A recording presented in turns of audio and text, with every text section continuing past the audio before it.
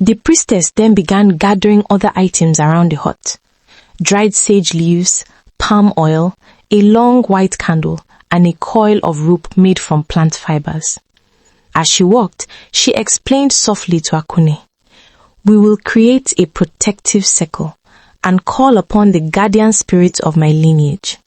By burning certain herbs and using sacred water, we shall cleanse your aura of the king's influence.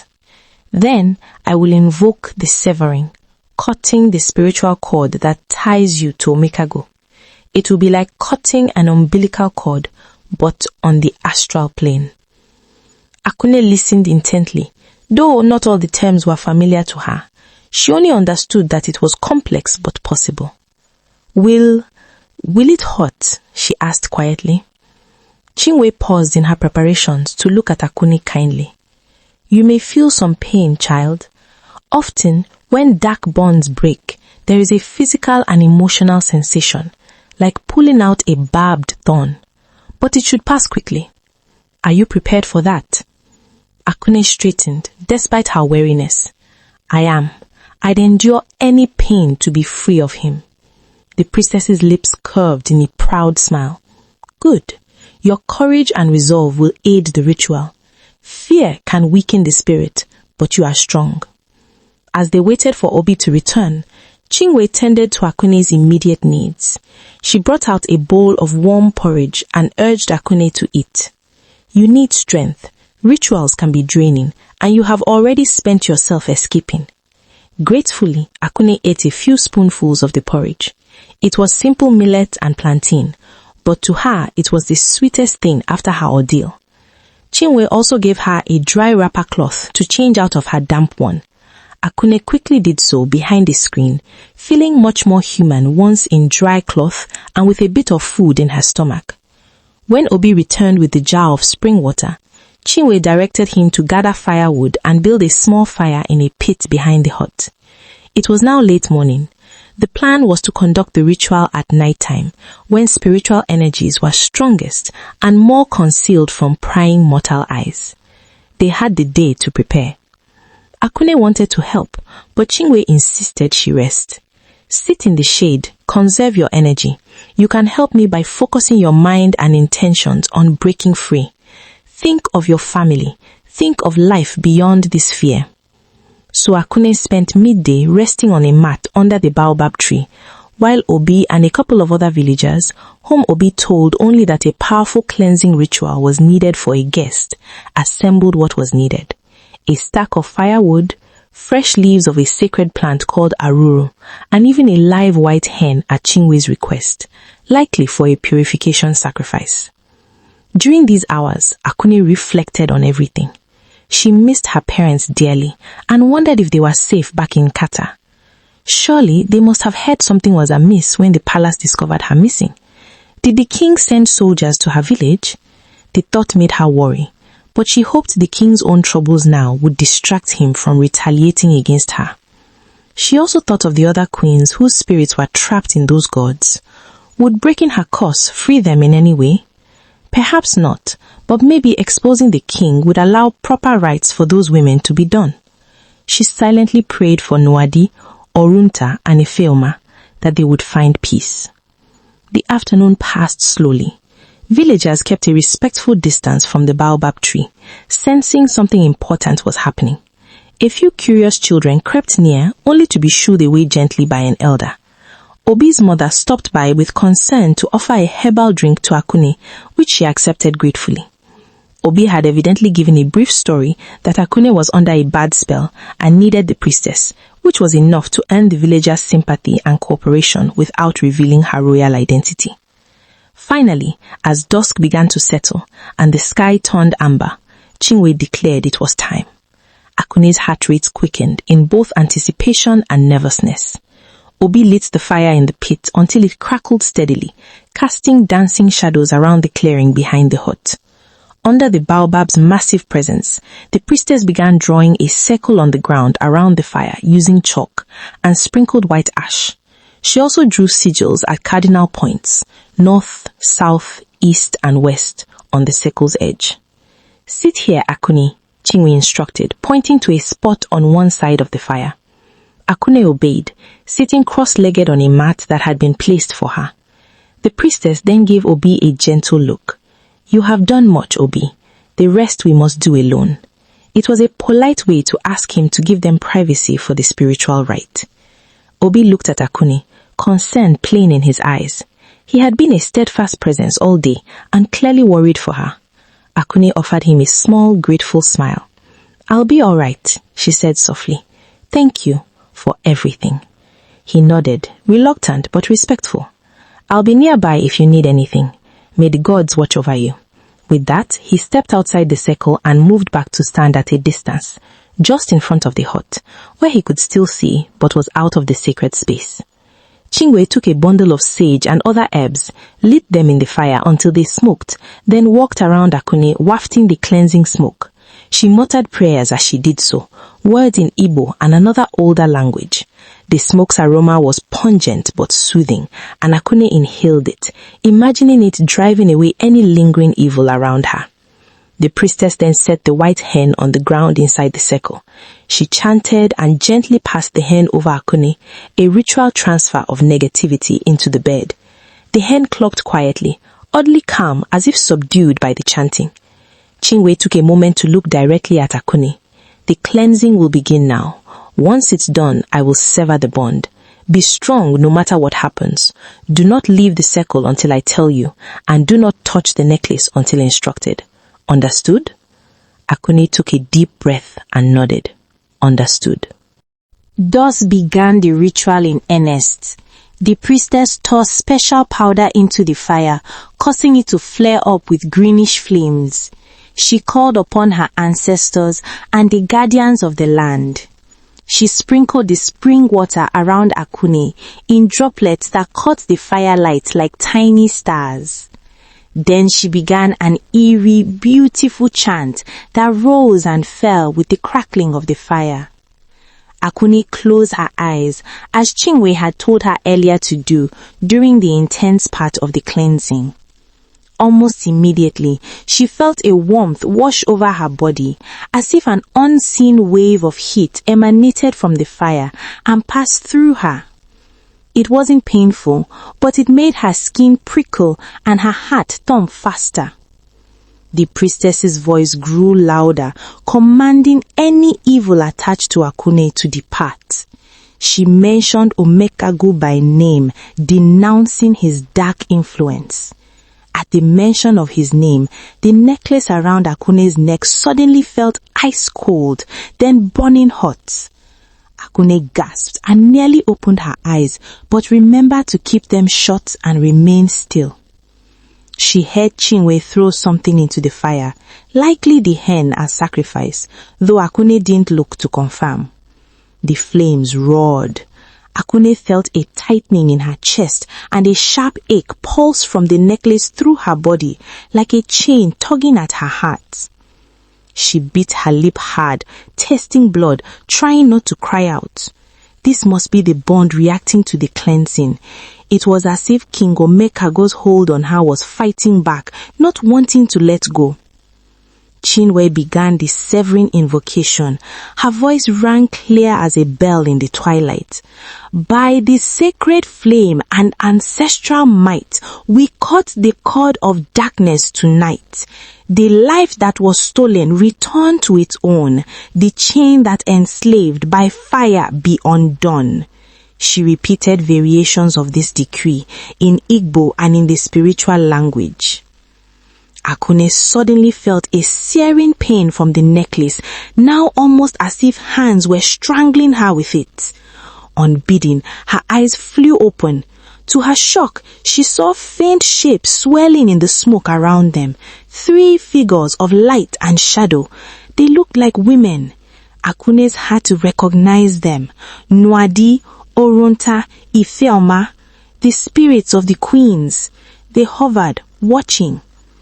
One, the smallest figure, reached out ethereally and touched Akune's shoulder. Instead of malice, Akune felt a soothing coolness easing the burning. The second figure placed a translucent hand near the necklace and the heat lessened. the third figure turned and seemed to blow gently toward the fire, fanning it brighter. Chinwe didn't break her chanting. Perhaps she did not see them, or perhaps she did and took it as a sign of the ancestors aiding.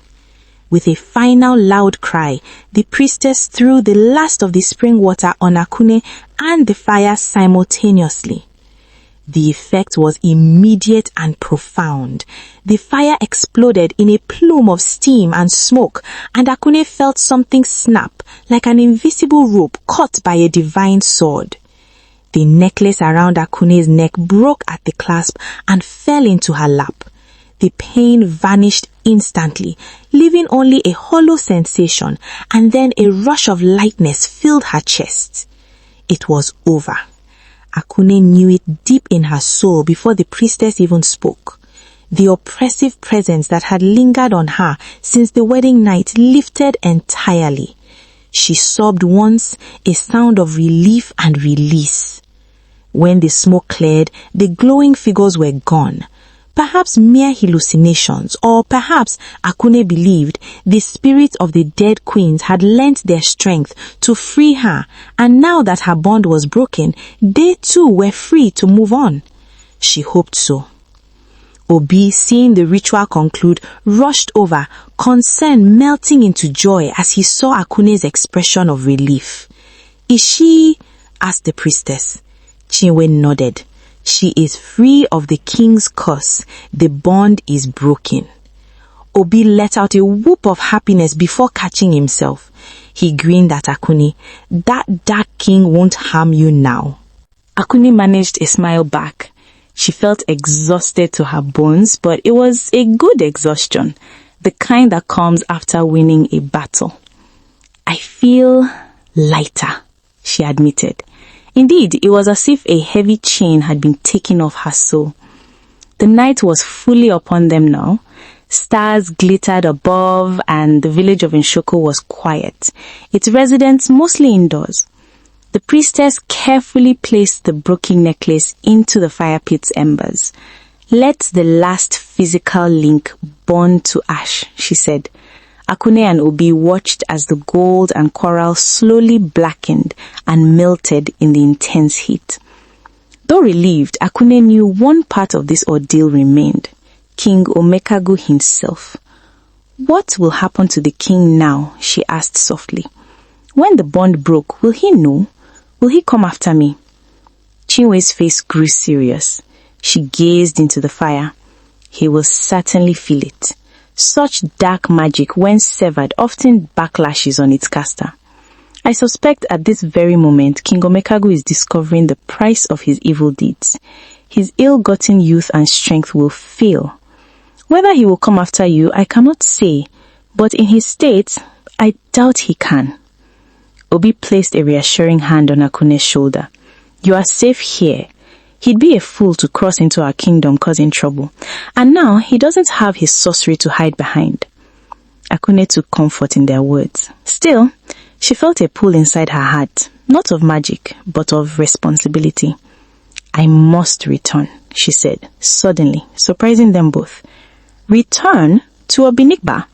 Obi asked incredulously. Akune nodded, slowly at first, then with determination. "Yes. I left in secret, and no one there knows the truth yet, except the king. If he is weakening now, the people will be confused. They may still think a curse or something inexplicable befell him and me. I need to go back and reveal what he's done, so that the spirits of the queens can have justice, and the kingdom can be free of his shadow." Chinwe looked at her with approval and some sadness. "Your path is not yet done then. You are indeed a true queen, thinking of your people even after all you've endured." Obi's face fell slightly at the realization that she intended to go back into danger, but he squared his shoulders. "If you've decided, then I will go with you." Akune looked at him gratefully but shook her head. "Obi, you have already done so much." He interrupted gently. "You would not have reached the priestess without me, and I doubt you will make it to the palace without someone at your side either. Besides," he added with a small smile, "I've got a personal stake now. I want to see that devil get what he deserves for everything he's done. Seeing he was resolute and feeling a surge of warmth for this kind stranger turned friend, Akun conceded. All right, thank you. Chinwe interjected. Tonight, you both should rest. The king will be grappling with his failing power through the night. At first light, you can depart. It is best you are there as dawn breaks fully, to shed light on the darkness he's hidden. I sense that tomorrow will bring a reckoning in Obinikpa. She then led Akun and Obi back inside her hut to rest for what remained of the night. As Akun drifted into a deep, well-earned sleep on a cot provided, she whispered a prayer of thanks. For the first time since this nightmare began, she felt hope and safety, and she steeled herself for the confrontation to come when truth would finally triumph over the king's lies. Far away in Obinikpa, as midnight passed into the deepest hours of the night, King Omeago returned from his secret chamber to his royal bedroom. He wore a smug smile of satisfaction, convinced that his dark ritual had bound Queen Akun's life force to him. The plan was set. In the coming weeks and months, he would gradually siphon her vitality as he had done before, all the while appearing the doting husband. Eventually, she would weaken and die, and he would once more emerge unscathed and even stronger. However, upon entering the chamber, Omeago's confidence faltered. The bed was empty. Akun was gone. His eyes widened in disbelief. How could she vanish? He had left her seemingly asleep. For a frantic moment, he wondered if perhaps the curse had already taken effect and some spirit had claimed her. But no, that made no sense. The ritual had just been performed and required time to act. He tore through the adjoining rooms, anger rising with each second she was not found. Guards, he hissed, trying not to shout in case it alerted the whole palace. 2 guards stationed down the corridor rushed in, bowing. They looked perplexed to find the king in such a state in the middle of the night. Search the area. The queen is missing from her bed, Omeago ordered, keeping his voice low but intense. The guards exchanged astonished glances. How could the new queen be missing on her wedding night? But they obeyed and scurried off to quietly check the palace grounds. Omeago paced, heart hammering with a mix of fury and unease. How had she slipped away? Could someone have helped her? Or perhaps, had she seen something? The thought made him pause, cold dread creeping into his gut. Had Akun followed him earlier? Did she discover his secret? He remembered how clever her eyes were, how she had asked him carefully about the course at dinner. Could she have grown suspicious? If she truly knew, she wouldn't have just run. She would try to stop him. For the first time in years, King Omeago felt genuine fear. Moments later, one guard returned, trembling. The small western gate is ajar, Your Majesty. It appears the latch was lifted. We think she fled the palace grounds. Omeago's face contorted with rage. Imbeciles, he snarled, though it was not truly the guard's fault. His mind wheeled. If Akun had escaped, she might expose him. But to whom? Who would believe a lone young woman's accusations against the king without proof? Perhaps he could still spin it as the queen's madness or a curse that took her wandering. Yet panic gnawed at him. She'd left on foot at night. Maybe the forest or wild animals will deal with her for him. He backed orders for the guards to quietly alert a search party and drum signalers. Within half an hour, the palace's alarm drums were sounding across the capital, and riders were dispatched in the night to comb the main roads. The king kept the reason vague to subordinates, only saying the queen had gone missing, likely sleepwalking or under an ill spirit. He dare not mention anything that hinted she fled deliberately. As the search commenced outside, Omeago retreated to his chambers, seething. He threw off his royal robe, suddenly feeling stifled. Sweat beaded on his forehead despite the cool night breeze coming through the open window. He gulped down a cup of palm wine to steady himself. She couldn't have gone far, he muttered, pacing. They will find her by morning. Yet an inner voice, uncomfortably clear, asked, "And then what? What will you do with her if she knows?" He clenched his fists. If Akun truly knew his secret, he would have to silence her permanently, perhaps stage an accident upon her return. The thought of losing the life force she was to provide enraged him, but self-preservation was paramount. As these dark thoughts churned, King Omeago suddenly winced. A strange sensation stirred in his chest, like a pulling or tugging at something inside. He placed a hand on his heart, feeling it flutter erratically. "What is?" he whispered. Then an excruciating pain shot through his entire body. Omeago gasped and doubled over. It felt as if invisible chains that had been holding him taut were suddenly cut loose, and all his strength was draining out in an unstoppable rush. He tried to call for help, but only a strangled croak came out. His vision blurred. He stumbled toward a mirror that stood in the corner of his chamber. In the lamplight, he saw his reflection warp and change before his eyes. His face, once the visage of a hearty man in his 40s, aged years in a few heartbeats. New wrinkles etched themselves on his forehead and around his eyes. His cheeks sank, skin turning ashen. His neatly trimmed beard sprouted more streaks of grey as if painted by an unseen brush. "No, no!" Omeago blundered, clutching the table to keep upright. He realized with mounting horror what must be happening. The bond, his dark tether to Akun, had broken. Somehow, somewhere, that girl had found a way to undo his magic, and the result was catastrophic. All the vitality he had stolen over the years from his wives was unraveling. The unnatural youth that clung to him like a veil was ripping apart, revealing the true toll of his years and sins. Decades of life that weren't rightfully his began to catch up in mere minutes. His joints stiffened and ached. He felt his spine curve as weakness settled into his bones. Each breath became labored. King Omeago tried to summon whatever arcane power he had left, attempting to chant a reversal incantation, but the words sputtered on his tongue without effect. The connection was gone. He was cut off from the very source of the stolen energy. He staggered to his bed and collapsed onto it, trembling violently. Panic seized him completely now. If anyone saw him like this, the facade of the strong, ageless king would be shattered. He crawled up to rest against the headboard, sweat pouring down his temples. For what felt like hours, though only minutes passed, Omeago endured the horrific transformation. When at last the pain ebbed to a dull throb, he pushed himself off the bed and stood unsteadily. He tottered back to the mirror. A frail old man stared back at him. His royal silk night tunic hung loosely on a body that had lost muscle tone. His hair, which had been thick and mostly black, was now sparse and white. His eyes, once piercing, looked sunken and bloodshot. He appeared to be at least 80 years of age, precisely as old as he truly was, if not older. "No, this cannot be," he whispered, tears of rage welling up.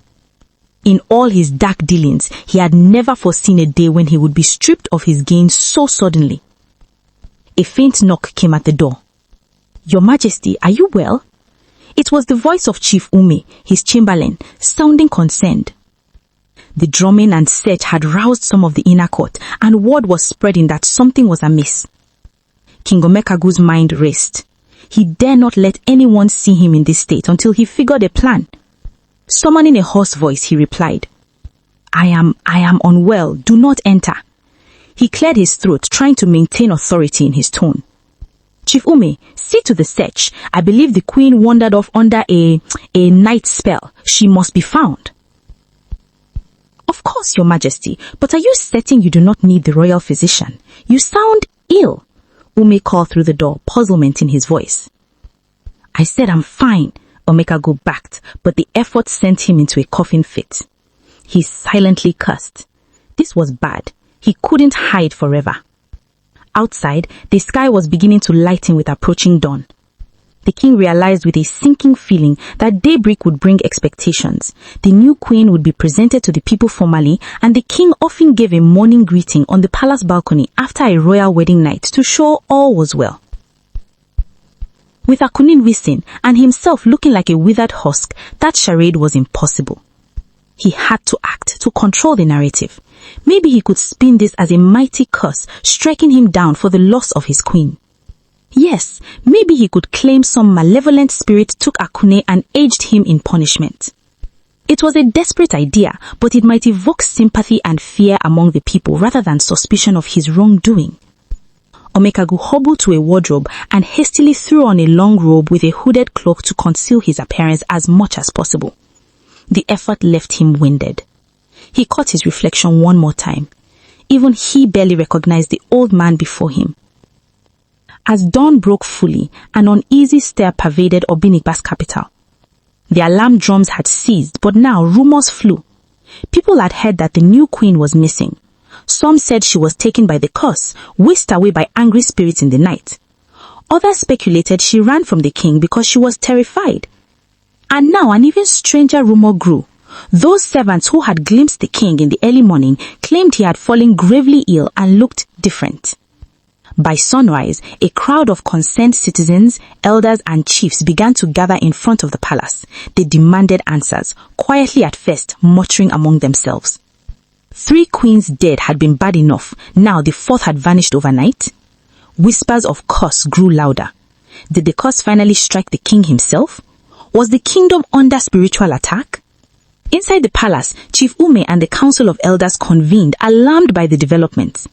They sent word asking King Omeago to address them and the people outside. It was unprecedented for a king not to appear after his new queen's first night. If he remained hidden, it would only stoke chaos. King Omeago, still cloaked and half hidden in his chambers, realized he could delay no longer. Hiding would be worse. People might think he died or was on his deathbed, inviting power struggles. He had to face them and attempt to salvage authority. 2 guards helped him shuffle toward the balcony that overlooked the palace courtyard. Ume had already stepped out to calm the crowd with limited success. Omeago paused just behind the curtain, taking a deep breath. His heart pounded. Every step was agony to his pride and body. When at last he emerged, audible gasps rippled through the crowd. It was as if a spectre had appeared instead of their king. Under the morning sun, all could see the startling change. Their once robust ruler was now bent and slow, leaning heavily on a staff. Murmurs spread. Is that truly the king? It's a curse. The curse has struck him. He looks so old overnight. King Omeago raised a shaky hand for silence. Standing on the balcony railing, he squinted at the assembly. There were villagers, palace staff, the high priests and the elders all staring up with shock and dread. My people, he began, attempting to keep his voice firm, though it quivered with age. Queen Akune has disappeared, taken by unknown forces. He deliberately phrased it to suggest a supernatural event. A cry went up from some in the crowd, women wailing softly at another queen lost, men cursing the evil behind this. Omeago went on, fabricating with as much gravitas as he could muster. I kept vigil through the night searching for her. In my anguish, I called upon the gods, and I fear their answer was to visit the curse upon me instead. He gestured to his altered face and form, playing the role of victim. Behold the cost of this malevolence. I have aged in a single night. Some dark power punishes us for reasons unknown. A low collective moan of pity and fear swept through the listeners. They were seeing their once mighty king reduced to an old man right before them. It struck at the heart of the kingdom's confidence. Among the elders, one stepped forward, anger contorting his features. This was Elder Naufo, whose niece had been one of the previous queens. He had swallowed his suspicions for years, but now emotion overcame caution. Your Highness, Naufo called out, loudly, for years we have endured these tragedies. First Nawadi, then Orunta, then Ifeoma, And now Akune vanished and you yourself afflicted. We cannot simply blame the unseen every time. There must be a cause in the mortal realm. People murmured in agreement.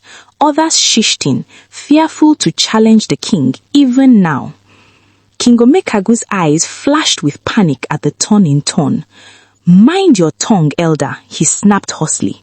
"Do you accuse me of something? I too have suffered greatly from this curse." He lifted his arms in a show of despair, leaning on his staff. Now pressed on boldly. "I do not know, Majesty, but the pattern is too cruel and too specific. Always the queens. Perhaps someone in the palace. Perhaps," he hesitated, then pushed out the thought everyone had had at one point. "Perhaps the gods are angry at you, sire, for some hidden sin, and it is the women paying the price." A ripple of tension spread. Several chiefs sucked in their breath at the directness of Naofor's words. King Omeago's face darkened. "How dare you," he growled, gripping the staff. The effort of shouting made him dizzy. He swayed, and a guard rushed to steady him. The crowd's sympathy for the king's condition was now mixed with a growing unease. If indeed the king had offended the gods, they needed the truth. The high priest stepped forward, raising his arms. "Peace, everyone. We must not let grief and fear drive us to division. The king has suffered a magical affliction. Let us pray for guidance." He clearly tried to diffuse the confrontation, but the doubt lingered. King Omeago realized the narrative was slipping from his control. He had hoped to cast himself as a fellow victim of the curse, but now first challenge planted seeds of suspicion. He needed to quell it quickly. But before he could speak again, another cry rose from the back of the crowd. Make way, came a familiar voice. Heads turned. Through the parted throng, two figures emerged at the courtyard entrance, a young woman in a dusty, travel-stained dress, and beside her a tall young man carrying a spear. The woman's hood was thrown back to reveal her face, and the crowd gasped collectively. It was Akune, alive and unharmed. She had returned. King Omeago's blood ran cold as he locked eyes with his runaway queen. She stood with head high, a fierce determination about her. In that moment, Omeago knew with dreadful certainty that his lies were finished. The truth he had feared was about to be laid bare before the whole kingdom, and there was nothing his failing power could do to stop it. A stoned silence fell over the courtyard as Queen Akune appeared. Many villagers fell to their knees, interpreting her sudden arrival as a sign from the gods. Elders murmured prayers of thanks that she was alive. King Omeago, perched weakly above on the balcony, looked as if he had seen a ghost. Akune stepped forward into the center of the crowd, Obi at her side for support. Her clothes were dusty, her face tired, but her voice when she spoke was clear and strong. "My people of Obinikaba," she called out, her eyes sweeping over familiar faces, some villagers from Nkata, palace servants and chiefs. "I am here by the grace of the gods, and I bring the truth about the so-called curse that has plagued this kingdom." King Omeago's lips trembled. "Akune, my queen, you are safe," he croaked, trying to sound relieved and paternal. "Guards, bring her to me at once." He hoped to regain control by having her ushered inside, but not a single guard moved. They too were frozen by the unexpected turn of events. Akune's gaze shifted up to the king. Even from a distance, she could now see plainly how feeble he had become, the mighty Omeago reduced to an old grey figure hunched in royal robes. Pity might have touched her heart if she hadn't known the monstrous deeds behind that facade. "I will come before you, your highness," Akune replied, "but not as a fearful bride. I come as a witness to your crimes." Her words rang out like a bell in the hush. A collective gasp arose. King Omeago's eyes bulged. "Crimes? Have you gone mad, girl?" he snapped, voice cracking. "Seize her! She is clearly possessed to speak so." Still, the palace guards hesitated. Elder Nwafor raised a hand and said firmly, "Let the queen speak." Others in the crowd echoed, "Yes, let her speak." Momentum was on Akune's side now. With calm determination, Akune addressed the people, her voice carrying in the morning air. "There is indeed a curse that caused the death of Queens Noadi, Orunta, Ifeoma, and threatened my life too. But that curse did not come from angry gods or wandering spirits. It came from one man's greed and evil." All eyes turned upward toward King Omeago. He felt a jolt of panic. "Lies!" he shouted, though his feeble rasp of his voice lacked power. "My people, do not be swayed by this girl's wild tales. She was found near a neighboring land. Who knows what spells they cast on her mind?" At that, Obi stepped forward and called out, "The only one casting spells on her was you, Omeago." He used no honorific, addressing the king by name in sheer disgust. "I accompanied the queen to a great priestess who broke your evil enchantment. We both saw the evidence of your wickedness, including the charms you used to hold the spirits of the dead queens captive." This bold testimony from a stranger further shocked the assembly. It was highly irregular for a common young man to speak in such a gathering, but truth was unraveling protocol rapidly. Akune continued, lifting her chin. "You all see before you what became of the king when the curse was broken." She gestured toward Omeago's aged form. "Moments after the priestess severed the life-draining bond he placed on me, King Omeago lost the stolen vitality that was never his. He stands revealed in the light of day as a frail old man, the age he would naturally be had he not prolonged his life through murder." These words, spoken plainly and without fear, broke the last thread of illusion. The crowd erupted in furor. Some people screamed in anger, others in shock. Many began shouting accusations. "You killed them, Omeago! Monster! Abomination! All those years we mourned, and it was you." King Omeago staggered as if the words themselves were stones pelting him. No, I did it for the kingdom," he babbled, suddenly switching tactics. "I needed to remain strong to protect our land. The gods chose me to lead. I only did what was necessary." He was unraveling, his justifications feeble and deranged. Elder Noafo stepped to the front of the balcony, not far from the king, and glared at him with tears of fury in his eyes. "Necessary? My niece Noadi was a kind and gentle soul, and you snuffed out her life in her prime. Orunta was a mother of 2 from my village. You took her from her children. Ifeoma was the daughter of our high priest. All for what? So you could play God and live forever?" His voice shook with emotion. The high priest himself, an aged man who had always supported the king, now looked at Omeago in utter revulsion and sorrow. He clutched his staff of office and said, "The gods never sanctioned such bloodshed. You have defiled the throne and offended Allah, the earth goddess, with the blood of innocents." Each condemnation hit Omeago like a blow.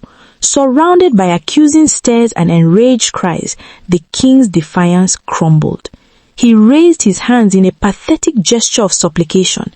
"Please, His voice broke. In that moment, he realized there was no escape, no lie that could save him. The weight of his guilt, long suppressed by arrogance, crashed down. "I confess," he wailed, suddenly falling to his knees on the balcony. Gasps rippled again. The mighty King Omeago was kneeling, tears streaking down his withered cheeks. "It's true, all of it. I killed them." His confession rang out over the courtyard, silencing the crowd into a stunned quiet. He sobbed openly now, years of concealed sin pouring forth. "I was afraid of death, afraid of losing my power. A long time ago, an oracle taught me the ritual, said I could extend my life by taking that of a wife bound to me." His words came haltingly between breaths. "When Noadi fell ill and I felt myself grow stronger, I knew it worked, and I let it happen again with Orunta, and then again with Ifeoma. I thought it was my right, my destiny to rule without end." People listened with a mix of horror and grim vindication. Some of the palace servants who had loved the queens were openly crying, their worst suspicions confirmed. Others clenched fists in rage. Omeago turned his hollow eyes toward Akune, who now stood at the foot of the balcony steps, looking up at him with unwavering resolve. "I would have done it to you too," he croaked, "but you are cleverer and braver than I expected. You escaped me and destroyed my cause." There was a note almost of dark admiration in his ruined voice. Akune felt no triumph in hearing him concede these things, only sadness for all that had been lost. She said, voice steady but edged with sorrow, "Those women did nothing but show you love and loyalty, and you betrayed them in the foulest way. Their spirits can now find peace, but you must face justice." A roar of agreement rose from the crowd. "Justice! Punish the king!" many shouted. Some of the king's own guards looked uncertain, no longer sure whom to defend, the fallen king or the outraged people. Elder Nwafor seemed ready to grab Omeago and throw him off the balcony himself, but the high priest held out a hand. "Peace! The gods have delivered judgment. Do not stain your hands on this day," the priest intoned to the crowd. Turning to Omeago, the high priest said coldly, "Your Highness, no, Omeago, for you are no longer fit to be king. May the gods have mercy on your soul. Your reign is over." At those words, Omeago bowed his head. He had no fight left. His entire life's work, clinging to throne and youth, lay in ruins around him. He looked out one last time at the kingdom he had ruled for decades. Instead of adoration, he saw only anger, grief, and disgust in those faces. Among them, near the front, he spotted Akune's parents, Okeke and Ezine, who had remained in the capital after the wedding only to witness this chaos. Ezine clung to his husband, both looking at the king with a mix of relief that their daughter was alive and fury at what she had been subjected to. Omeago's eyes rolled back to the sky. "What have I done?" he whispered hoarsely. The enormity of his crimes seemed to crush his spirit entirely. With a final shuddering breath, the fallen king collapsed onto the hard wooden boards of the balcony. For a heartbeat, no one moved. Then Chief Ume rushed to his side, checking for signs of life. Omeago lay motionless. His face was pale, lips slightly parted. The chamberlain pressed 2 fingers to the old man's neck for a pulse and found nothing. He looked up at the people below and solemnly declared, "King Omeago is dead." A mixture of emotions rippled through the crowd below. Some cheered in grim satisfaction at the end of the tyrant's evil. Others stood silent, stunned that the saga was over in an instant. A few women wept, not for the king, but for the queens who had suffered. Akune closed her eyes and let out a breath she didn't realize she'd been holding. It was as if a great dark cloud had finally blown away from over the kingdom. Obi gently touched her arm, offering silent solidarity. She glanced at him and gave a small nod of thanks. The courtyard was now abuzz with both relief and confusion. The king was gone. What now? The throne could not sit empty. A new ruler was needed immediately to restore order and morale. Elder Nwafor, wiping tears from his eyes, announced loudly, "Gather the council. We must convene at once to decide on the succession. The bloodline of Omeago is tainted and must not continue on the throne." Many nodded vigorously at this. No one wanted any relative of Omeago, if he even had any living heirs or cousins, to rule, for fear of the same evil or curse lingering. The elders moved swiftly to assemble in the council hall, while guards carefully lifted Omeago's frail corpse and carried it away for a quiet, ignominious preparation for burial. There would be no grand state funeral. That much was already clear from the angry glares that followed the body. Before being swept off with the elders, Nwafor turned for Akune, who still stood in the courtyard surrounded by a protective circle of friendly faces, her parents, Obi, and some sympathetic chiefs. The old elder bowed deeply to her, a gesture of immense respect. "Queen Akune, your courage and wisdom have saved Obinikpa from a great darkness. We are in your debt."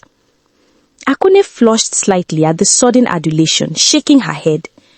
I only did what had to be done. I could not have done it alone. I was guided and helped by good people. She looked at Obi and then up towards where the priestess Chinwe might be watching from afar in spirit, and even at Neka the maid who stood near the palace door with tears of joy on her cheeks. The crowd, hearing this exchange, began chanting Akune's name. Akune! Akune! Some voices cried out, "Long live the queen!" Even though Omeago was dead, Akune technically had been crowned queen, and to many she was now the most honorable leader figure present. However, Akune raised her hands gently to quiet them. Please, people of Obinikpa, hear me. The chanting subsided. I thank you for your love, but I have no desire for the throne. I never wished for power or a crown, only for the truth and safety of our land.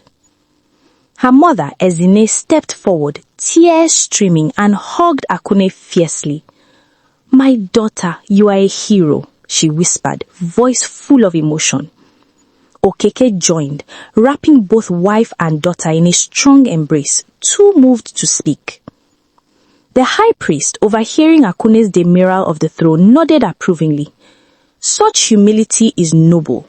Regardless, you will forever be honored in our history, Akune. Akune gave a sad smile. Her heart felt full to bursting, relieved that it was all over, grieved for the lost, and grateful to be back among her people with her family's arms around her. As the elders retreated to choose the next ruler, the people slowly began to disperse, buzzing with the news that would surely travel like wildfire through the kingdom. The curse was broken, the evil king was dead, and the brave young queen had prevailed. In the courtyard, Akune turned to Obi, who had respectfully stepped aside during her family reunion. She extended her hand to him, and he stepped forward, taking it. Many villagers watched with curious smiles. They could already see the bond forming between these two. Obi, Akune said softly, how can I ever thank you? You saved my life in more ways than one.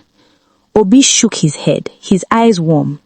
It was you who saved the kingdom. I'm just glad I met you by that river.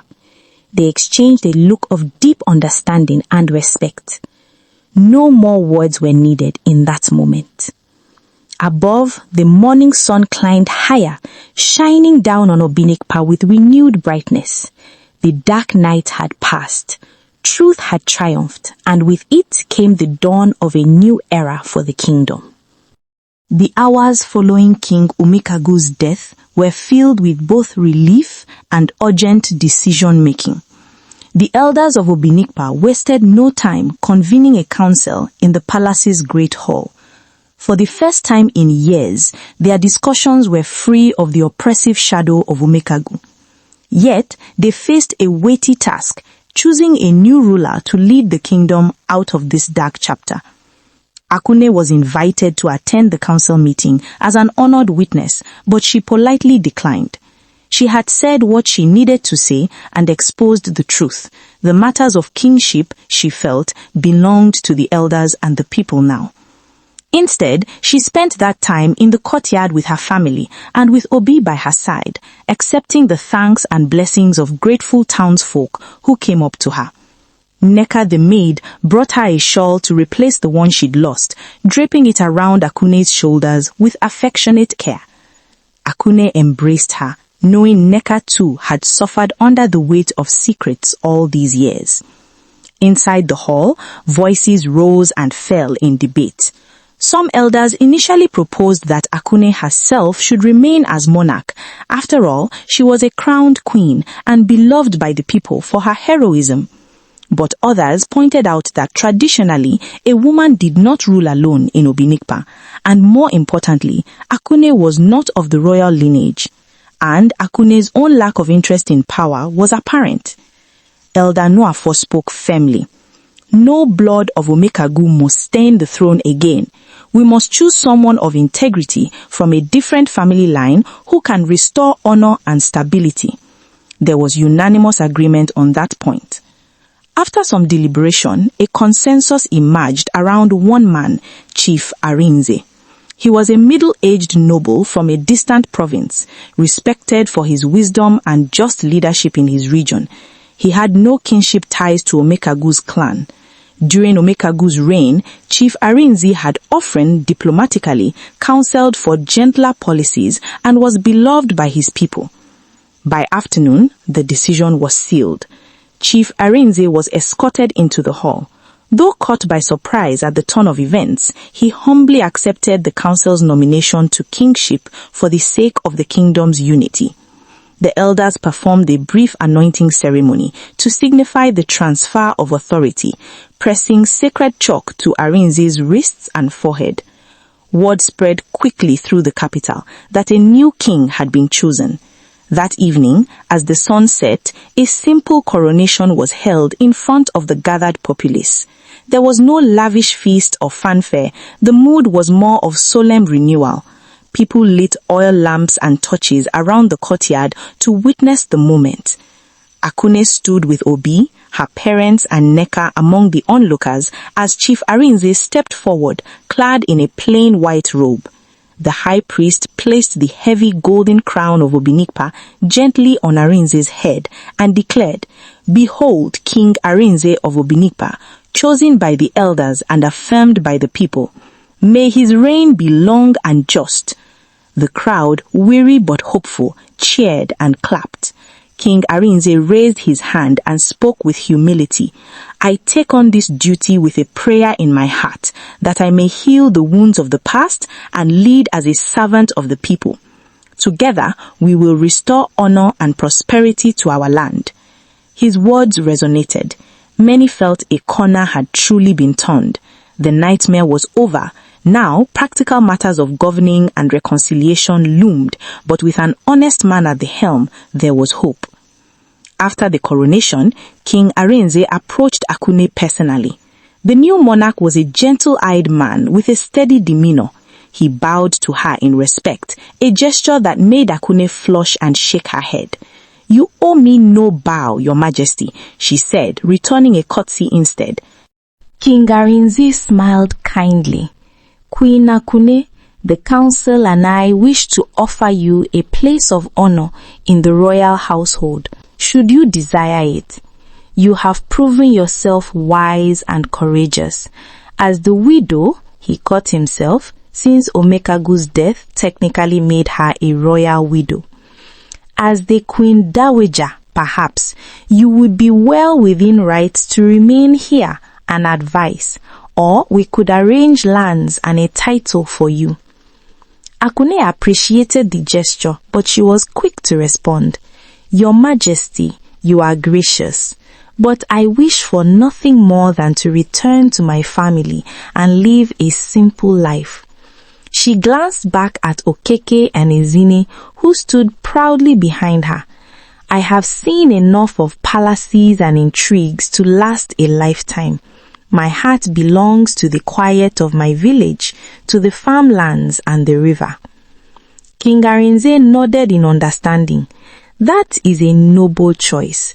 Know that Obinikpa will always honor you. If ever you or your kin need anything, the crown shall provide. You will be remembered for generations in our tales." She inclined her head gratefully. "Thank you, my king. I only ask one thing, that the memories of Imwadi, Orunta, and Ifeoma be honored properly. They were true queens and deserve to be remembered not as victims of a curse, but as beloved daughters of this land." Arinze's face grew somber. "Indeed, I will declare a period of national mourning and remembrance for them, and we will ensure their burial sites are tended and memorials erected in their names." Akun felt a weight lift at those words. At last, her predecessors would get the respect in death they deserved, free of slander about curses. After these matters were settled, arrangements were made for Akune and her family to depart the capital the next morning. The new king provided a comfortable carriage and a small escort for their journey, a gesture of honor and protection. Obi, of course, would travel with them as well. He had no intention of parting from Akune anytime soon. That night, the palace hosted a subdued gathering in Akune's honor. Elders, chiefs, and their wives came to personally thank her and bid her well. Though she was eager to go home, Akune attended, dressed in a simple but elegant gown that had been hastily refitted for her, one of the late Queen Ifeoma's less formal dresses offered by Nneka. Many toasts were made to Akune, breaker of the dark curse, to truth and light prevailing. May she find happiness as great as her bravery. Akune blushed at the praises, but she accepted them with grace. In her heart, she dedicated each toast to those whose strength she had drawn on: her parents' love, Nneka's help, Obi's bravery, Priestess Chinwe's wisdom, and the guiding spirits of the departed queens. Obi was never far from her side, and more than one elder winked or nudged Akune teasingly about the young hero from the neighboring land. This made Akune smile shyly, and Obi scratched the back of his head in modest embarrassment. There was an understanding among everyone that fate had brought these two together. Late in the evening, Akune slipped away from the gathering to take one last quiet walk through the palace grounds. The moon was bright overhead. She found herself by the old Udala tree in the courtyard, the very spot where she had been crowned queen just the morning before. It felt like a lifetime ago. She reached out and touched the tree's rough bark. So much had happened here: sorrow and finally redemption. Obi soon followed her trail and found her under the tree's canopy. "Everything all right?" he asked gently. "Yes," she said, "just saying goodbye." She gazed at the palace walls and the starlit sky above. "I never thought I would survive to see all this change. It's almost overwhelming." Obi nodded, stepping closer. "I can only imagine. You've carried a heavy burden, Akune, but you're free of it now. The kingdom is free." She turned to him.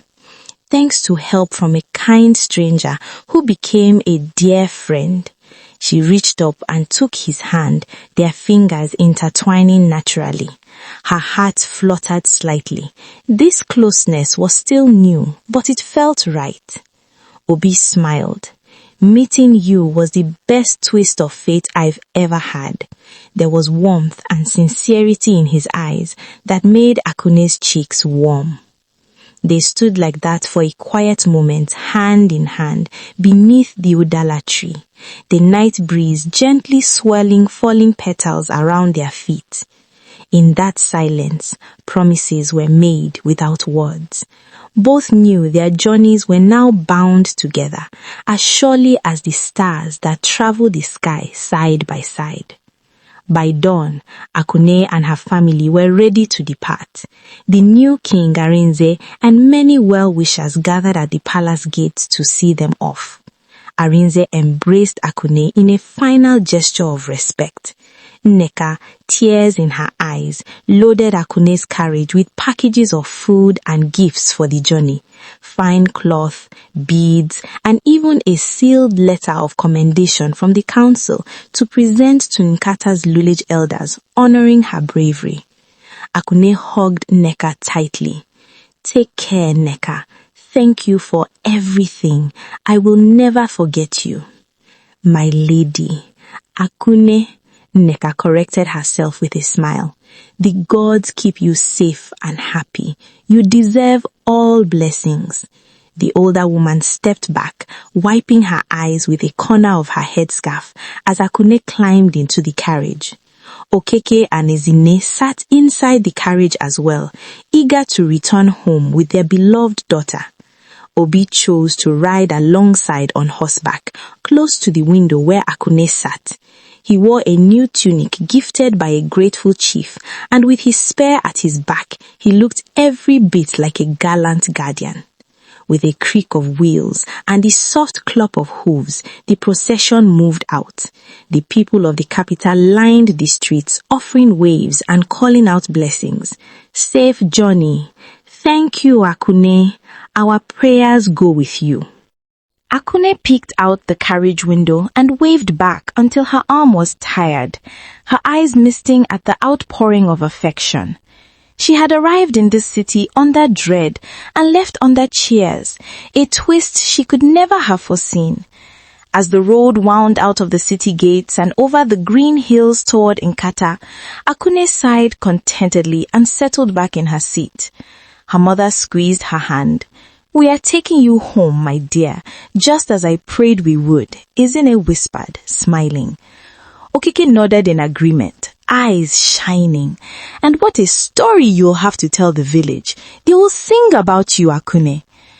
Akune chuckled softly. "Perhaps, but I think I've had enough of being in stories. I just want life to be simple again." Through the window, she watched Obi riding alongside, catching him glancing her way with a grin. She felt a spark of joy.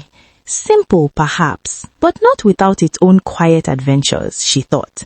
Life was about to begin anew, on her own terms.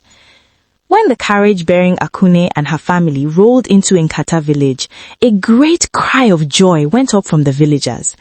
Word had reached them ahead of time. Messengers from the capital had galloped through with astonishing news. Akune was alive, the evil was ended, and a new king sat on the throne. But nothing confirmed it better than seeing Akune herself, waving from the carriage window as it entered the familiar dirt paths of home. Men, women, and children rushed forward, ululating and laughing. Some of the younger children who adored Akune tugged at the carriage, running alongside until it stopped in the village square. Old Panosu, who had once ominously declared a curse, now wiped tears of amazement from his eyes. Okeke and Ezine stepped out first, followed by Akune. The villagers immediately pressed in to greet them. "Our daughter, welcome home! Praise the gods, you returned safe. Tell us everything, Akune." Akune found herself enveloped by a throng of loving arms. Her childhood friends hugged her tight. Mothers in the village clocked over her, touching her hair and cheeks as if to be sure she was real. For a moment, Akune felt a lump in her throat. How lucky she was to be back among these good people. Obi dismounted from his horse and hung back respectfully, not wanting to intrude on the family welcome. But he didn't go unnoticed. Some youths eyed the tall stranger with curiosity, and one of Akune's aunts elbowed her slyly. "Who is that fine young man who came with you, she teased. Akune flushed slightly, but smiled. "That is Obi," she said loudly enough for all to hear. "He saved my life and helped me break the curse." She gestured for Obi to come forward. He did so a bit sheepishly, and Akune's father clapped a friendly hand on Obi's shoulder. Immediately, the villagers crowded Obi as well, some patting his back in gratitude. "Thank you for bringing our daughter home. You're a hero, Obi," children chimed, impressed by the spear he carried. Obi bore all the attention with a humble grin. "I am honored to be here. Akune is the true hero. I only did my duty as any decent man would." The villagers ushered the returning family to the center of the square, where not long ago they had gathered in fear and uncertainty. Now that same space was filled with celebration. Someone brought out a drum and began to beat a cheerful rhythm. Women started an impromptu dance, singing songs of thanksgiving. "Our daughter left in sorrow. She returns with the light of tomorrow. Omeago's darkness is done. Akune's bravery has won." Akune laughed and even joined a circle dance, barefoot on the warm earth, her heart swelling with happiness. Ezine watched, hands clasped under her chin, silently thanking the gods for answering her prayers. As evening fell, the village held a communal feast in Akune's honor. Yams, goat meat, spicy soup, and palm wine flowed freely. Around the large bonfire, at last Akune recounted her story in full for all her kin and neighbors, from the eerie events in the palace to her midnight escape and the journey to find the priestess. Gasps and exclamations punctuated her narrative. When she described the wild dogs in the forest, children huddled closer to their mothers. When she spoke of the priestess's ritual and the breaking of the necklace, elders nodded in approval at the power of the old ways. And when she told of confronting Omeago and his collapse, a cheer erupted. Panusu shook his head, marveling. Our Akune wrestled with darkness itself and returned victorious. This calls for a new song in the village history, he proclaimed, and the villagers agreed wholeheartedly. Late into the night, after the celebrations wound down, Akune found herself sitting on a mat outside her family hut with Obi and a few close friends. The stars were brilliant overhead, and a gentle breeze carried the scent of night-blooming flowers. Okeke and Ezine had retired inside, exhausted but happier than they had ever been. One of Akune's friends, a young woman named Adaoma, leaned in with a playful grin. So, Akune, what are your plans now? After fighting evil kings and saving the kingdom, life in Kata will seem tame, eh? Akune smiled softly, gazing toward the silhouettes of the trees that lined the village. Tame is exactly what I want, she replied. I crave the simple peace of our farms, the laughter of children I know by name, the river's song at dawn. I want to wake up with the sun and not worry if it's my last day. Obi, who sat beside her, spoke up quietly. Peace is a treasure, more valuable than any crown. He looked around at the tranquil village scene, a few goats bleating softly as they settled, the distant sound of a mother humming her baby to sleep, and he truly meant it. Adaoma giggled, exchanging a glance with another friend. So, Akune, perhaps a certain someone who values peace might stay and enjoy it here too. She tilted her head toward Obi with a wink. Before either Akune or Obi could answer, one of the boys in their group teased, Akune, it seems the gods not only freed you, they sent you a fine warrior as a companion. Don't let this one go easily. Akune's cheeks warmed, and Obi coughed, looking at his spear as if it suddenly fascinated him. The friends laughed, not maliciously, but in that good-natured way of those who care for you. After they drifted off to their homes, Akune and Obi remained outside a while longer, sitting side by side in comfortable silence. Fireflies blinked around the yam fields. Obi finally spoke, voice gentle. I know this is your world, Akune. I felt it the moment we arrived, how you belong here among these good people and the land. He hesitated, then continued. My home is in Shoko, but I have no farm or binding ties I cannot leave. My father passed years. My mother would understand if I chose a new path. Akune turned to him, heart skipping. Was he? Obi met her eyes earnestly. What I mean to say is, if you will have me, I would like to make a life here, with you. Akune's breath caught. Though unspoken, something like this had been blossoming between them, but hearing it said plainly brought happy tears to her eyes. She found herself nodding even before words came. I'd like that very much, Obi. He let out a breath of relief and broke into a grin that made him look boyish. Then perhaps tomorrow I should speak with your father properly to ask permission to court you. In truth, everyone knew they were more than courting after all they'd been through, but tradition still mattered, and Obi was ever respectful. Akone laughed lightly. I think Papa already suspects what your intentions are. But yes, that will be proper, she teased. Be warned, he may pretend to haggle a high bride price since I've become our village's prized heroine. Obi chuckled. Heroine or not, you are still his little girl.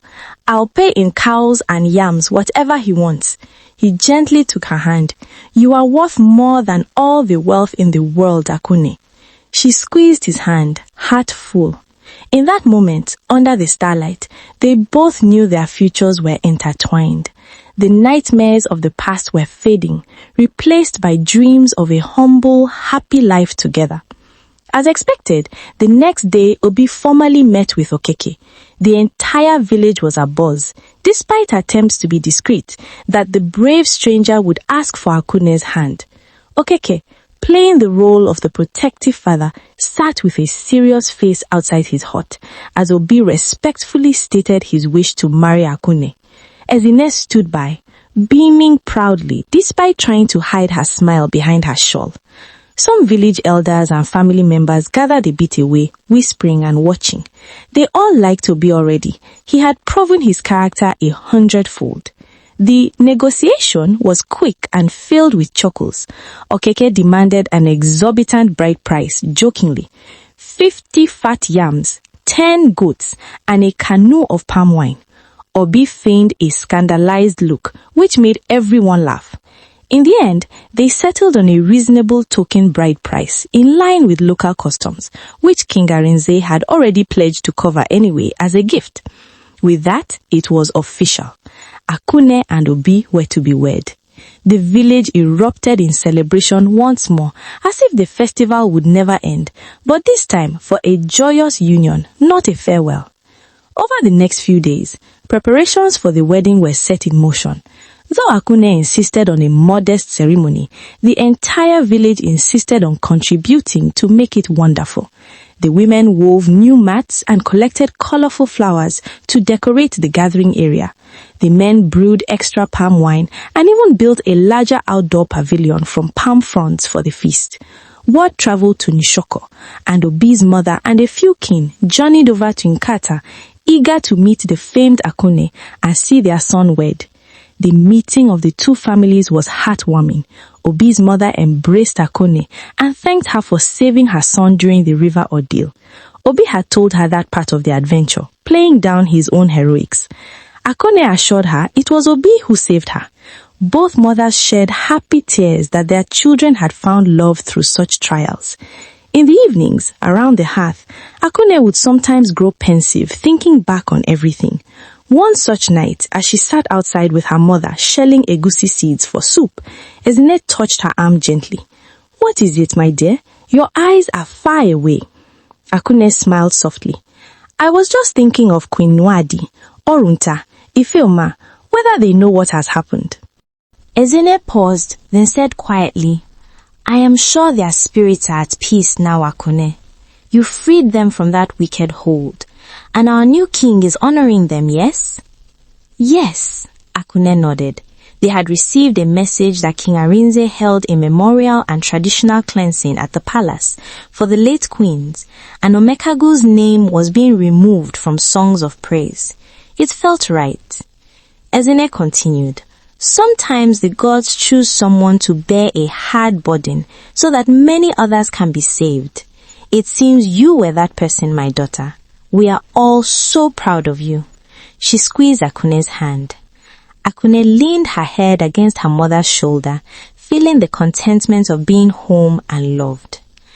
"I couldn't have done any of it without everyone's prayers and support, and without Obi." Ezine chuckled.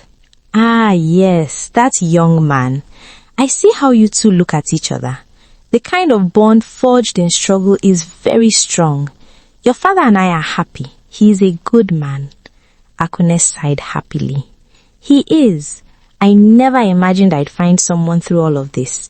It's as if even the darkest cloud can have a ray of light." Her mother smiled. "That's the way of life. From sorrow can come joy, if we keep faith." In a few short weeks, life in Nkapa regained a pleasant normalcy. Akune helped her family in the fields again, rising with the dawn, feeling the soil between her fingers, and relishing the simple routine. Neighbors visited often. There was an ease and lightness in the village now that had been absent during the time of fair.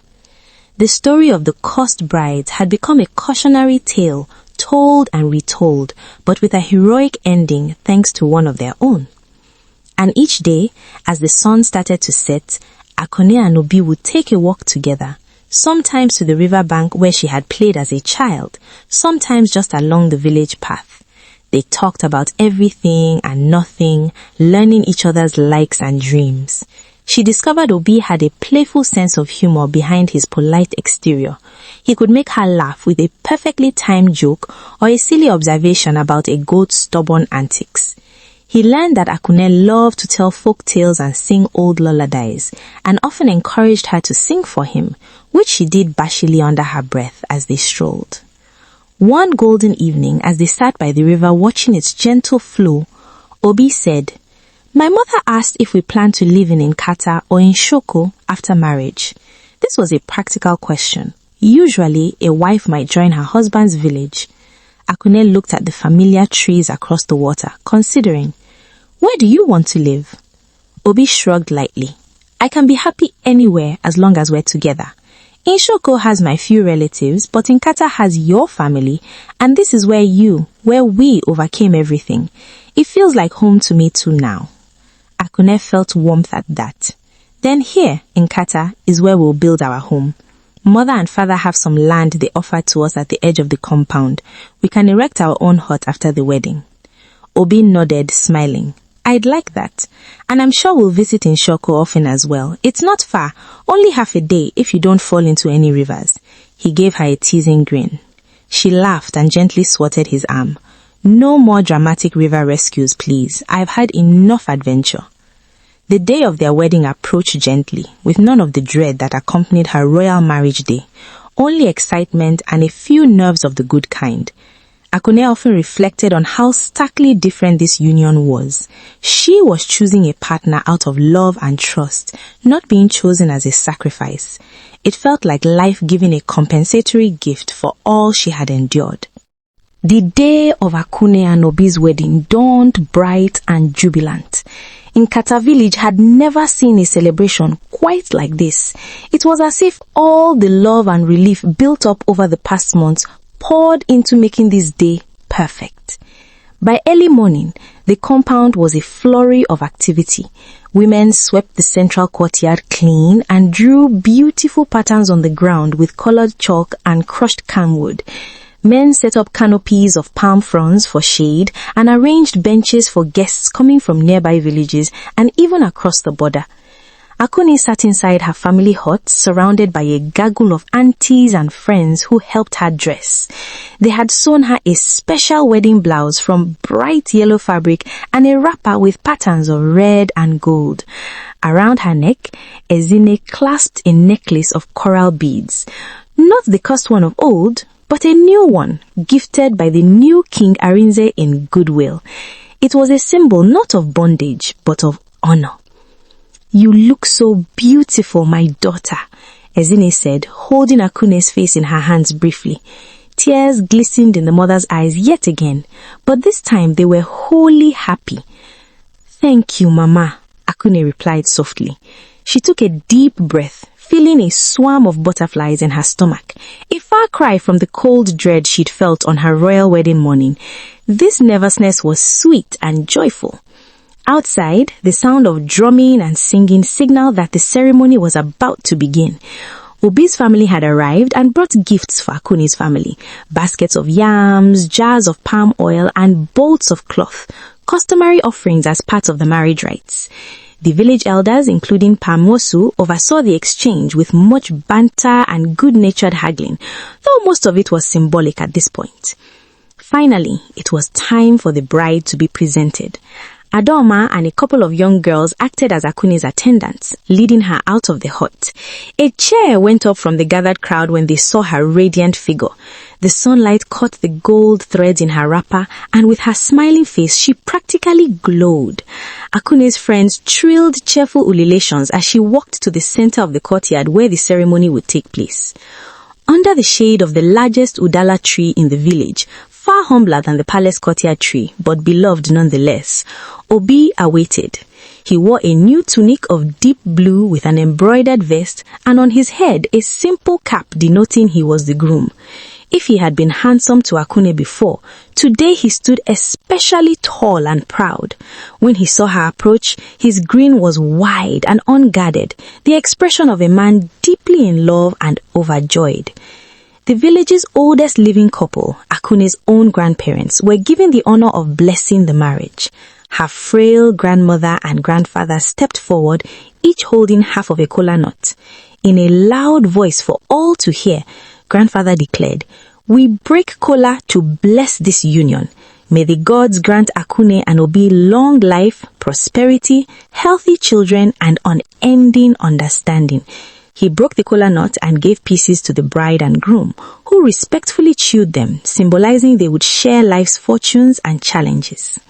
Next came the traditional palm wine carrying ceremony, this time on a humble village scale, but perhaps more meaningful than the grand version at the palace. Akune's father, Okeke, handed her a gourd cup filled with sweet palm wine. "My child," he said with a joyful tear in his eye, "find the man you choose as your husband and give him this drink." This time, it was not hard at all for Akune to find him. Obi didn't hide among any crowd. He stood clearly in front of her, eyes shining. Still, some in the crowd playfully covered him or tried to gently nudge him aside, just to maintain the age-old joke of making the bride search.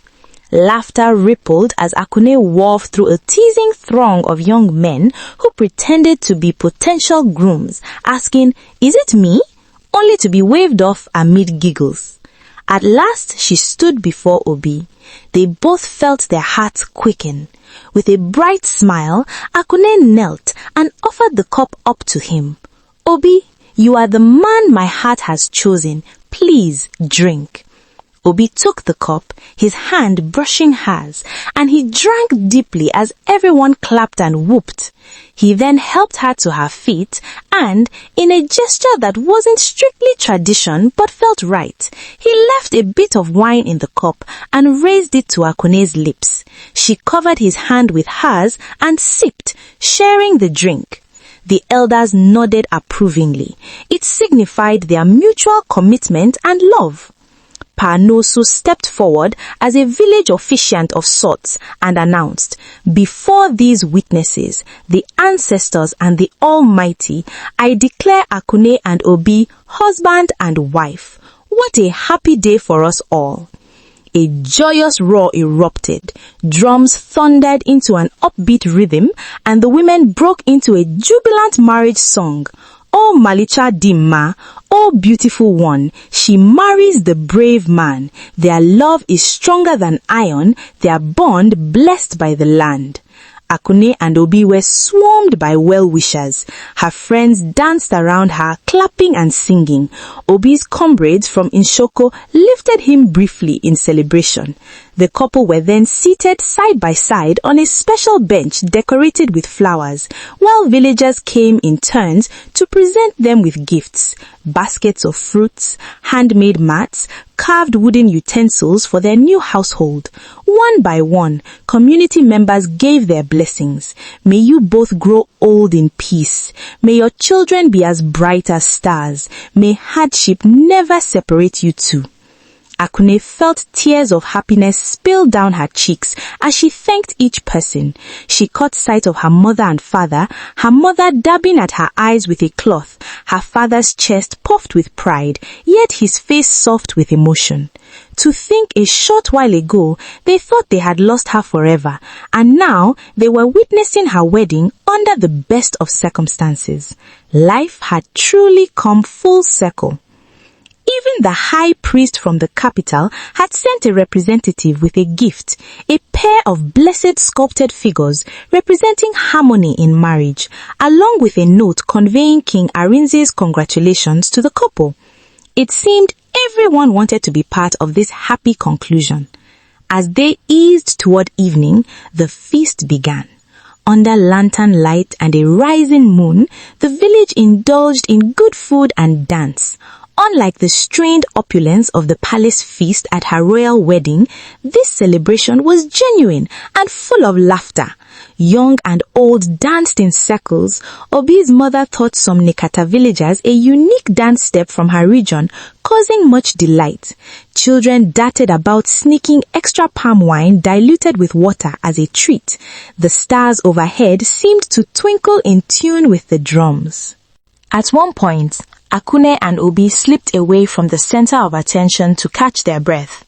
They stood at the edge of the gathering, watching their families mingle with pure contentment. Obi gently put his arm around his new wife's waist. "How are you feeling, Mrs. Akune Obi?" he teased, deliberately mixing first name and his name. Akune laughed at the playful address. "Never better," she said, leaning into him. "I would fight 100 battles all over again if it led me to this moment."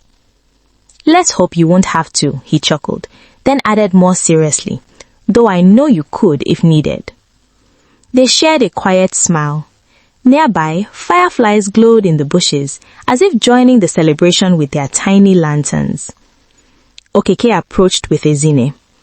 "Akune, Obi," her father said, "we're about to begin the send-forth song for you two." This was a traditional song to escort the bride and groom to their new home. Hand in hand, Akune and Obi followed her parents as villagers formed a procession behind them, singing softly. The couple was led to Okeke's compound where a new hut had been built. Small but sturdy. Walls plastered smooth and clean, the roof thatched fresh. It was to be their home. Ezine opened the raffia curtain door and guided the pair inside by lantern light. The hut was simply furnished. A comfy mat bed on one side piled with new linens and pillows that the women had sewn, and clay pots and cooking utensils neatly arranged, gifts from everyone. Floral wreaths had been hung on the walls, giving the space a sweet scent. "This is all ours," Akune whispered, eyes shining as she took it in. Obi slipped his arm around her shoulders. "Our home," he affirmed softly. At the doorway, Okeke cleared his throat, a bit misty-eyed but smiling. "It's time for us to leave you two. Akune, my lion-hearted daughter, and Obi, my son now. May your night be blessed and your life together even more so." Ezine hugged them both tightly once more. "Be good to each other," she said, wiping a tear of joy. "We love you." With that, her parents backed out and let the raffia curtain fall. The villagers outside sang one more light-hearted verse, teasing about how the bride and groom should be left alone now. Then, gradually, the singing faded as everyone dispersed, respecting the couple's privacy. Inside the cozy hut, Akune and Obi sat side by side on their mat, hands intertwined. Through the small window, they could see the moon, almost full, casting a gentle glow. Obi turned to her, eyes full of love and wonder. "I never imagined when I set out to check my fish traps that morning that I'd end up here, married to an incredible woman who fell from the sky into my path." She laughed softly. "Nor did I think when I fled for my life that I was actually running towards a new life far better than I ever knew." They leaned their foreheads together in a tender moment of silence. Outside, the night sounds of their village, crickets chirping, a distant owl hooting, serenaded them, a peaceful lullaby. Akune thought of all the twists of fate that had led here. The terror, the courage, the allies found, the truths revealed. It overwhelmed her that from so much darkness, this radiant happiness had emerged. Obi gently lifted her chin with a finger, meeting her gaze. "Thank you, Akune," he whispered. "For what?" she asked, brushing a stray lock of hair from his brow. "For trusting me, for bringing me into your world, for being exactly who you are, brave, kind, and true," he said earnestly. Akune felt her heart brim over. "And thank you for being my rock through it all. My hero," she teased lightly, but meant it. He smiled, and in the warm hush of their first home, he kissed her. A soft, sweet kiss full of promise and devotion. Akune closed her eyes, returning it, knowing with profound certainty that she was exactly where she was meant to be. Outside, a few relatives lingering nearby heard the quiet laughter of the newlyweds and smiled to themselves before tiptoeing away. The whole village seemed to sigh contentedly as the celebrations ended and everyone settled into the gentle night, secure in the knowledge that Akune's tale, their very own, had the happiest of endings. A year later, the kingdom of Obinikpa flourished under King Arinze's fair rule. The fearful whispers of curses had long subsided, replaced by songs of gratitude for the brave souls who brought the truth to light. In villages far and wide, people spoke of Queen Akune with admiration. Her name became a symbol of courage.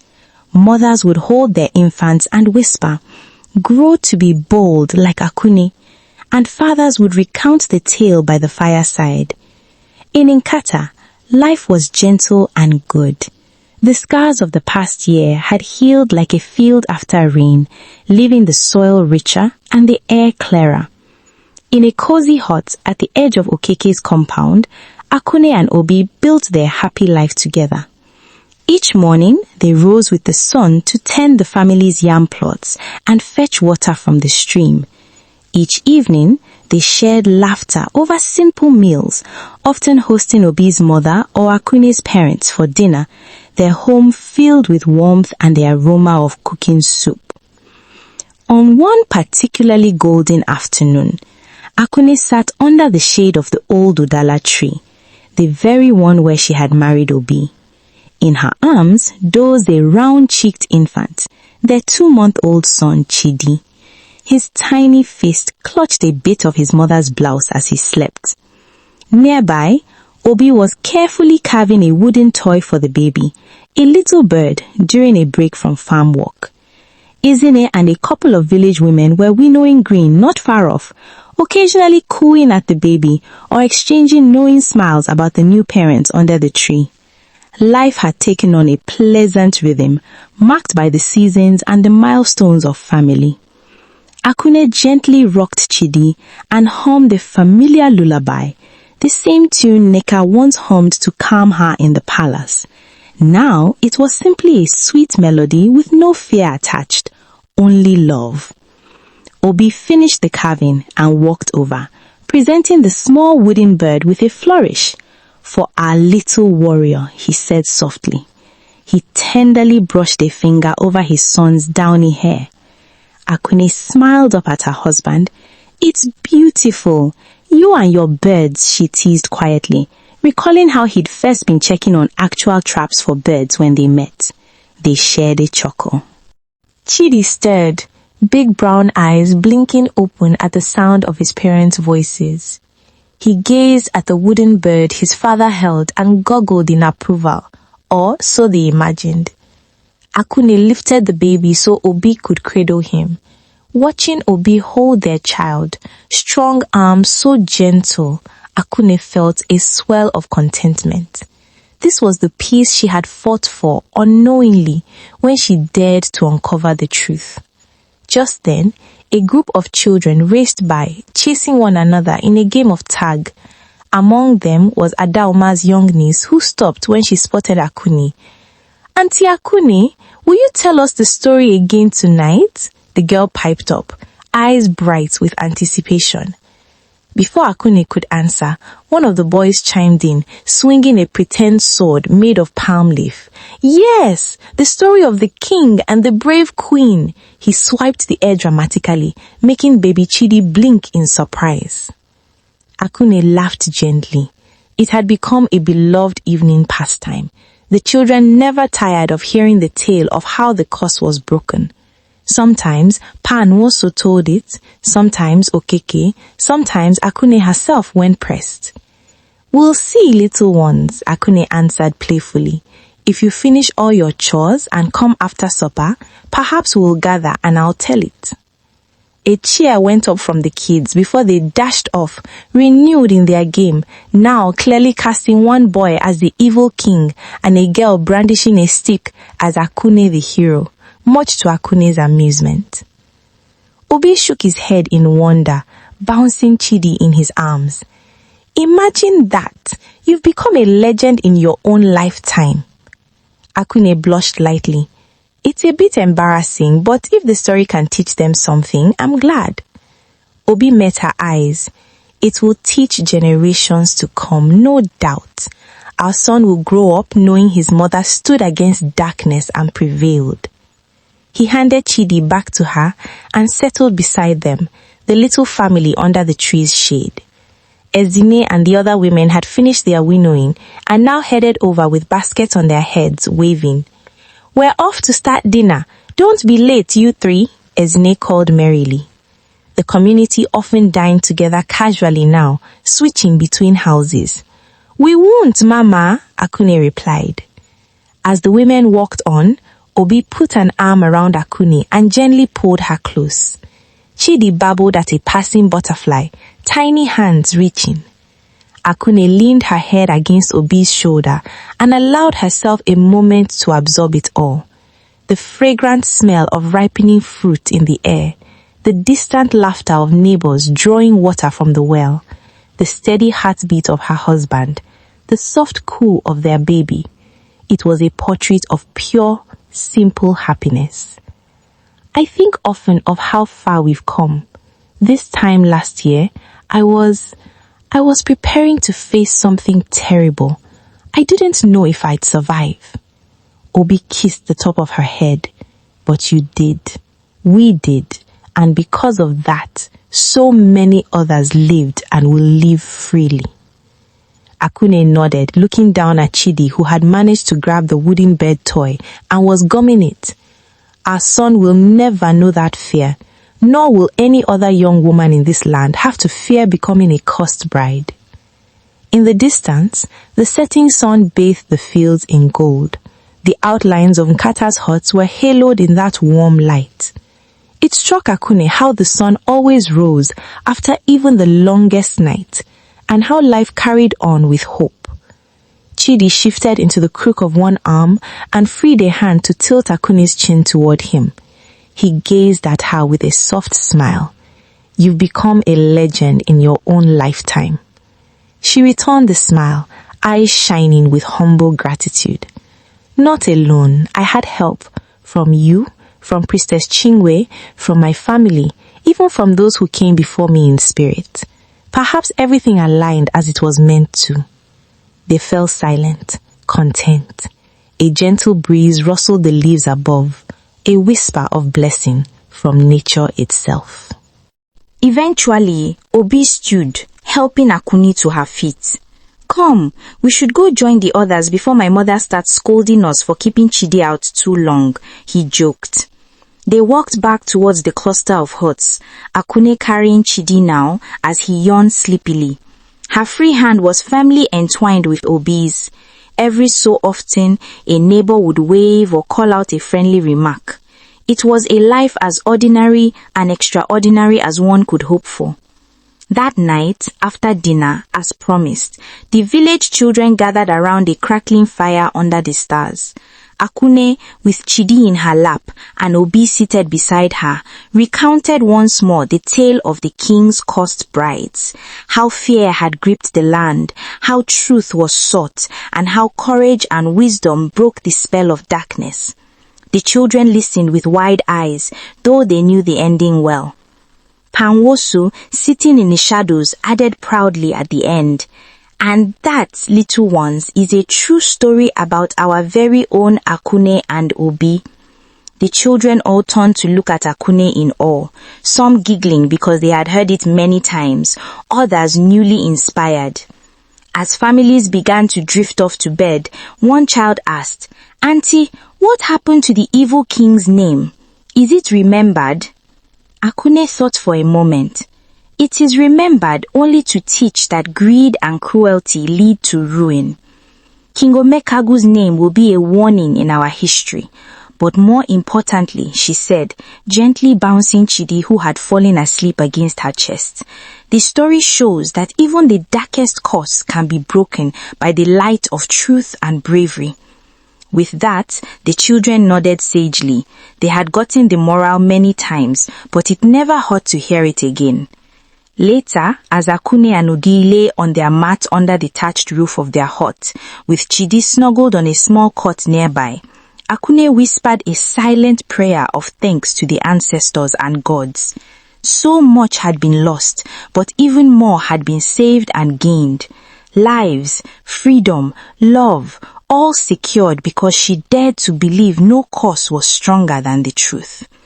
Obi sensed her wakefulness and murmured sleepily, "Everything all right?" Akune turned and kissed his forehead softly in the dark. "Yes, I was just thinking how grateful I am." He smiled and draped an arm over her. "As am I," he replied.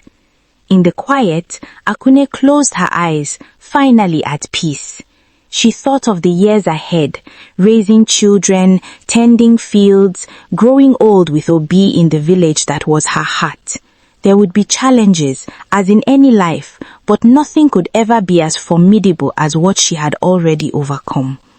And whenever the story of the king's cursed bride was told, it would stand as a testament for future generations that truth will banish lies, that goodness can overcome evil. Akune's own life was living proof that courage and wisdom can break even the darkest curses.